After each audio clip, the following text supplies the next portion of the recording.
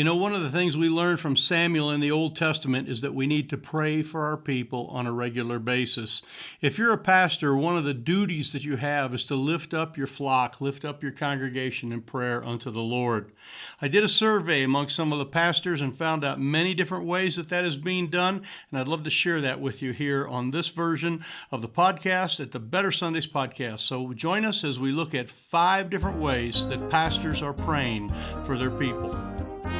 Welcome to the Better Sundays podcast. Focused, practical, and usable advice for church leaders looking to reach new young families and impact their community.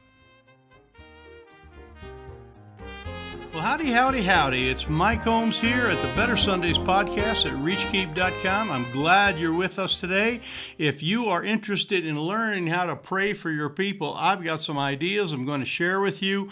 These are some wonderful thoughts and some great stuff. I want to tell you a story, too, that I learned that kind of solidifies all this. So hang with me here and we'll jump into it. You are at the Better Sundays podcast, whether you're watching this on YouTube or you're listening to it on our YouTube channel or our podcast channels, the different ones on Google and Spotify and Apple. We appreciate you very much and glad to have you on board. We have a good team of people that listen to us, and I do consider you a team because so many of you give me feedback, and I'd appreciate it if you have some more ideas on this topic of praying for your people. Please share these in the comments below, especially here in the YouTube channel. If you're on the podcast, go over and watch this on the YouTube channel, and you can see my beautiful face, my beautiful studio here in Sinclair, Wyoming. It's the middle of July of 2023 that we're recording this, and believe it or not, it's been a cool year. Lots of snow this year, and it's still chilly. I had my heater on in my office or in the studio here today to warm things up before we did this recording. So anyway, I'm the senior pastor. I was the senior pastor. I am the founding pastor now at Sinclair Baptist Church. Got a new young guy taking over. Things are going great. Had really good services today. This is a Sunday afternoon when I'm doing this recording, and I just wanted to spend a little bit of time with you, just kind of sharing some voices. I'm calling this season number 7 the Voices season. Well, we've done one on the preaching and just finished some of that up, and have some great training coming up for you. So make sure you check out your email if you've not subscribed to us or getting any email. I have a special thing for you that then you'll be on our email list to be able to send you these directly. If you're watching this on YouTube, also be able to help you out. I created a sheet here. It's called the Better Sundays Blueprint, and it's how to have a better Sundays. It's kind of 3 things that we kind of gleaned over the years that really make, and they're all on one sheet. It's blank on the back, okay? You'll get this as a PDF, but it gives you 3 simple little things that you can do to really increase the idea of your Sundays being better. Now, that doesn't necessarily mean better attendance or, healthier preaching or whatever, but just overall better. There's some things here. You'll get it once you see it. You can go to reachkeep.com/blueprint, okay, and you'll get this. We'll send this to you to show up directly in your email box there. It's reachkeep.com/blueprint, and it's the blueprint for what we call Better Sundays. And so that way we'll get in touch with you. You stay in touch with us. We'll be able to communicate better and maybe get you in on some of our training or some of our coaching. I had some great conversations this week, especially, so encouraging when you see young people in the ministry. I counsel a lot of folks my age that are kind of like, hey, I'm trying to figure out all this digital stuff, and I'm trying to reach out and do things, and it's all new to me.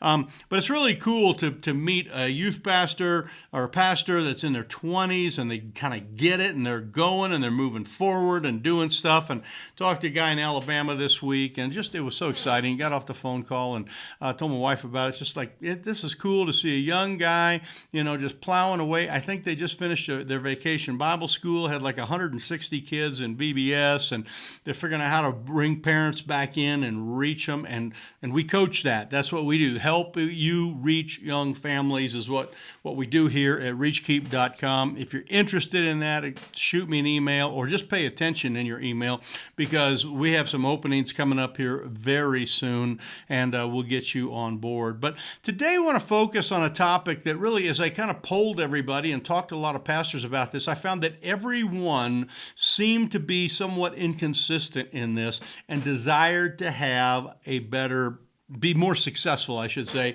at doing this, a better habit of doing this. So I've got a fair amount of notes here I want to write down. I'll keep this quick.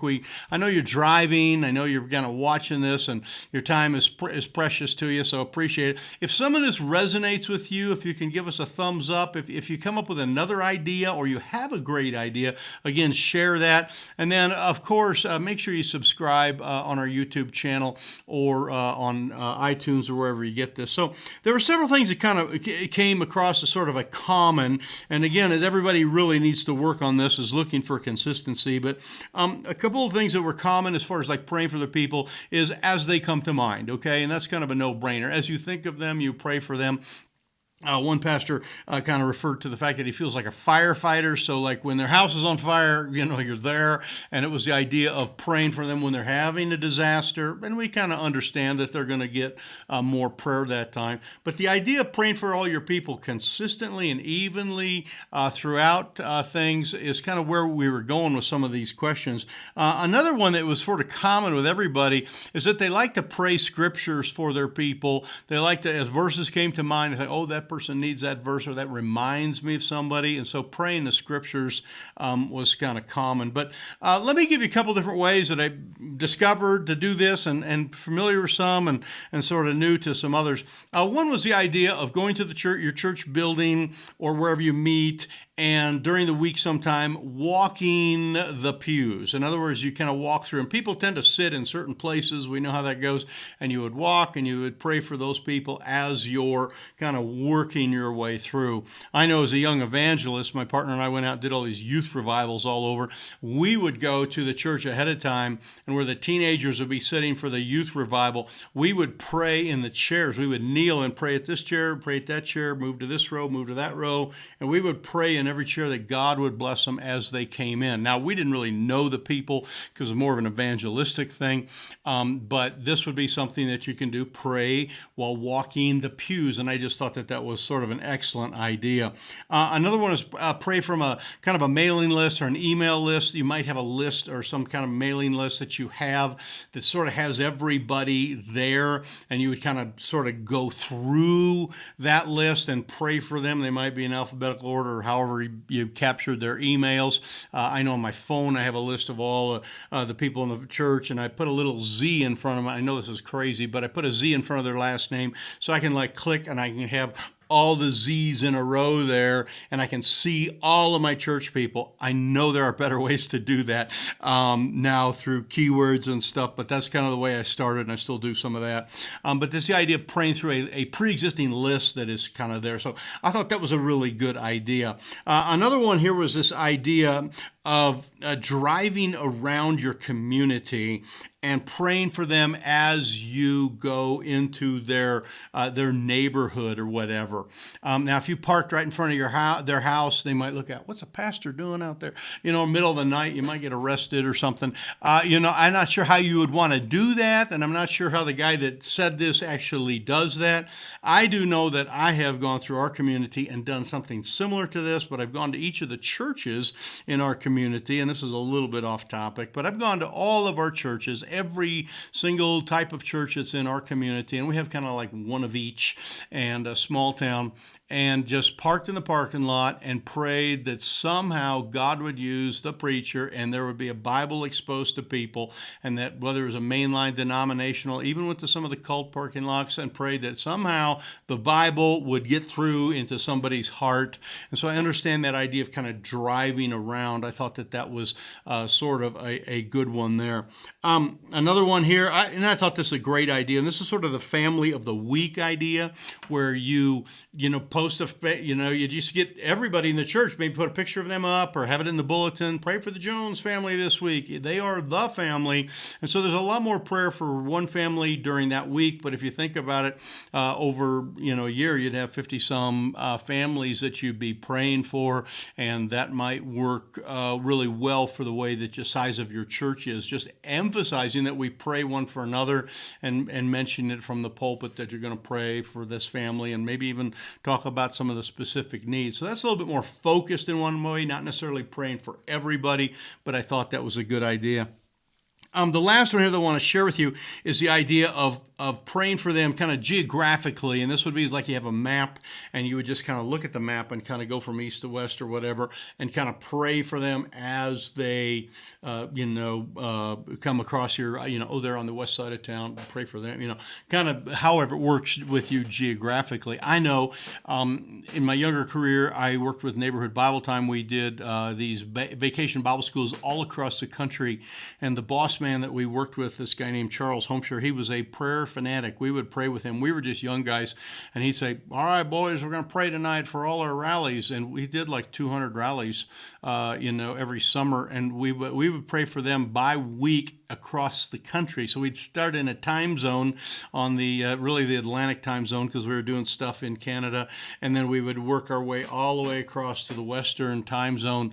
And to be honest, there was a couple times we would pray for 2 or 3 hours with this man, and me and the other guy were, and we're on our knees, and we'd fall asleep on the couch. We'd be, sleep and wake up. Oh yeah. Oh, it's my turn. Central time zone. Oh yeah, don't forget that guy in Kansas. Yeah, blah blah. We start praying again, but we prayed for 2 and 3 hours at a time, and it was exhausting. But what a lesson it was! But it was the idea of covering a geographic, and that might be something that would work for you. All of these, though, really, the best way to do that, and if you're a pastor, you need to come up with a system, and you need to come up with probably a time that you do this. If you, do it on, Saturday nights, or if you do it on Monday mornings or whatever.